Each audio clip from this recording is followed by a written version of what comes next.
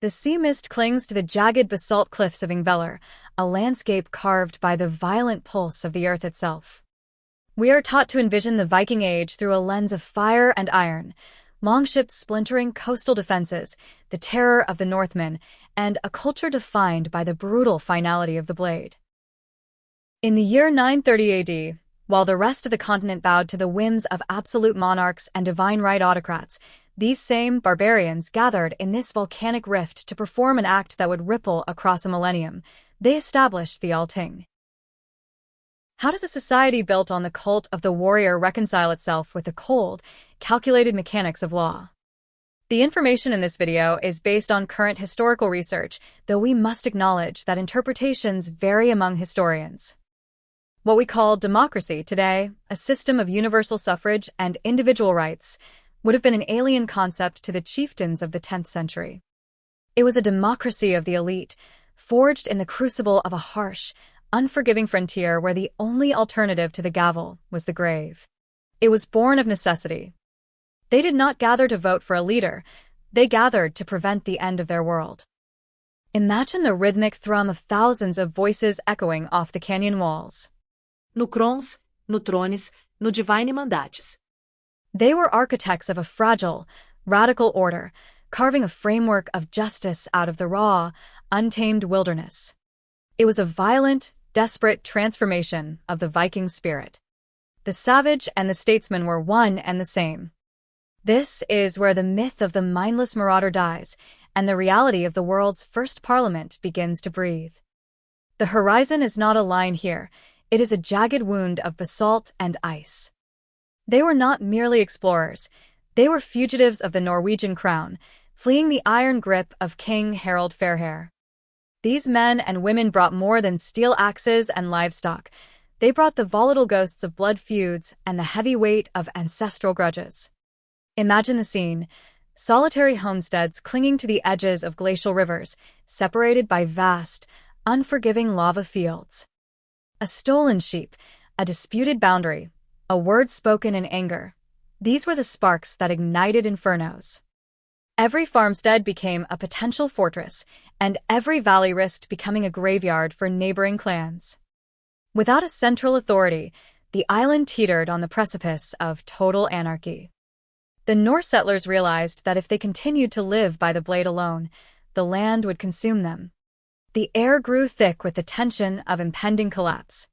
The chieftains, the Gore, held sway over their followers, but their influence was localized, fragile, and prone to violent collision. To survive this frontier, they needed a mechanism to transform raw, unbridled rage into structured debate. The chaos demanded a radical departure from the old ways. They looked toward the horizon, not for new lands to conquer, but for a new way to govern. It was time to replace the blood-soaked soil of the battlefield with the measured, deliberate ground of the assembly. It was the only way to keep the dream of freedom from vanishing into the volcanic mist.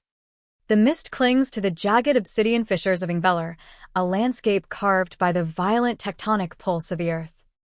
Here, in the year 930 AD, the horizon did not tremble with the clash of iron, but with the weight of a monumental decision. They stood upon the Almanagja Gorge, where the North American and Eurasian plates pull apart, a geological fracture that became the cradle of a radical experiment in human governance. This was the birth of the Althing. They chose this amphitheater of basalt and moss because the acoustics of the cliffs amplified the human voice, carrying arguments across the valley floor.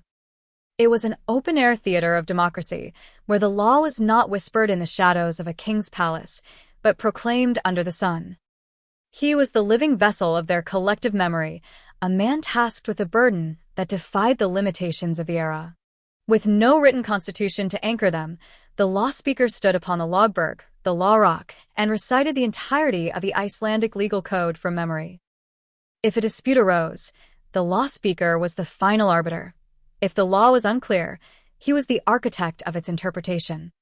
There were no walls to constrain the proceedings, no guards to enforce silence. It was a fragile, defiant pact, a society governed by consensus rather than coercion. Every summer, the assembly transformed the lava fields into a bustling, ephemeral city of black tents and bonfires. In this theater of stone, the chaotic autonomy of the homesteads began to solidify into a singular national consciousness. The Althing was more than a meeting, it was a psychological shift. The law became the common language of a people who refused to bow to a crown, choosing instead to tether their survival to the integrity of the spoken word and the permanence of the rock beneath their feet. At the heart of the Ingvellir Rift, a radical experiment unfolded, a society governed not by the whim of a monarch, but by the weight of a collective conscience. In this stateless commonwealth, authority was decentralized, dispersed among the chieftains, yet anchored by a singular, unifying mechanism, the Althing.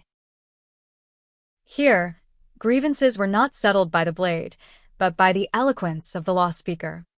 He stood upon the Logberg, the Law Rock, and recited the statutes of the land from memory, an act of verbal architecture that held the fragile piece together. To be Icelandic was to be a participant in this legal tapestry. It was an identity forged in the fires of debate rather than the shadow of a throne. Yet, as we look back across a millennium, the revelation is not just that they succeeded, but why they endured. The Althing was never merely about the resolution of disputes, it was about the deliberate preservation of a shared reality. By committing their lives to the sanctity of the agreement, these settlers transformed a volcanic wilderness into a cradle of governance. This ancient blueprint ripples into our modern age. In a world increasingly fractured by digital silos and the erosion of common ground, the Icelandic model serves as a stark, haunting reminder. A society is only as strong as its willingness to stand in the same place and speak the same language of justice.